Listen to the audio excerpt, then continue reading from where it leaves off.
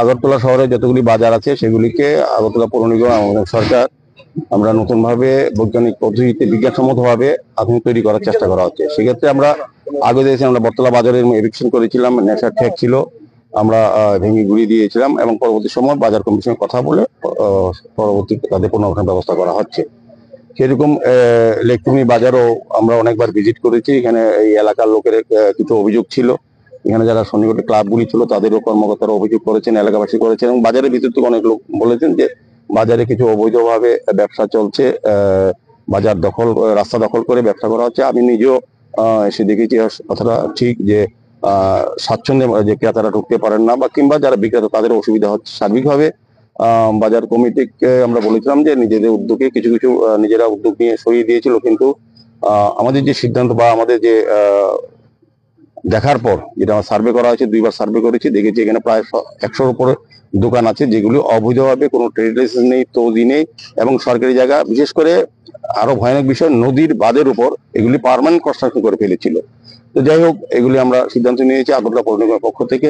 আমরা আজকে গতকাল ভোর রাতের দিকে আমরা এভিকশন শুরু করেছি, এখনো কাজ চলছে, আরো 2-3 দিনের মধ্যে সমস্ত জায়গাটা বাজারটা পরিষ্কার করা হবে। তবে আমি এটা বলবো যে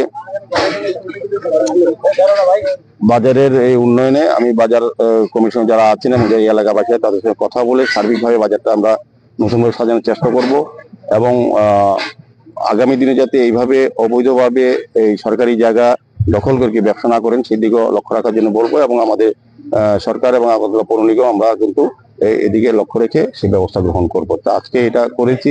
তো আমি বলবো যারা এখানে ব্যবসায়ীরা ছিলেন, ব্যবসায়ী বন্ধুরা ছিলেন, তারা দীর্ঘদিন ধরে এখানে তাদের জীবন জীবিকা এই ব্যবসার উপর চলতো, সংসার চলতো।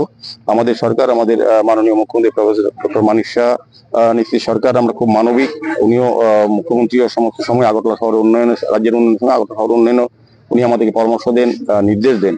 তো আমরা বলবো যে যারা ক্ষতিগ্রস্ত বা অবৈধ ব্যবসা করতেন অনৈতিকভাবে, তবুও তাদের মানবিক দৃষ্টিকোণ দেখে আমরা পরবর্তী সময় যাতে তাদেরকে ব্যবসা করার সুযোগ দেওয়া যায় আইনসম্মতভাবে সেদিকে আমরা লক্ষ্য রেখে কাজ শুরু করব।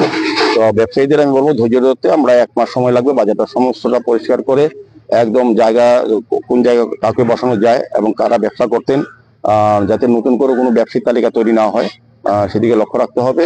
যারাই ব্যবসা করতেন তাদেরকে দেওয়া যায় কিনা আমরা লক্ষ্য রাখবো।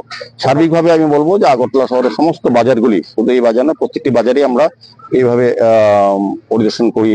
প্রয়োজনে যারা বেআইনিভাবে দখল করে রাস্তা বন্ধ করে ব্যবসা করে তাদেরকে আমরা সরিয়ে দেওয়ার চেষ্টা করি। বিশেষ করে যখন কোনো ফায়ার ইনসিডেন্ট হয় যাতে ফায়ার ব্রিগেড ঢুকতে পারে, অ্যাম্বুলেন্স ঢুকতে পারে এবং প্রয়োজনীয় ব্যবস্থা গ্রহণ করা যায় সেদিকে লক্ষ্য রেখে বাজারটাকে সাজানো হবে। বাজারটাকে এইভাবেই এই কারণে পরিষ্কার করা হচ্ছে।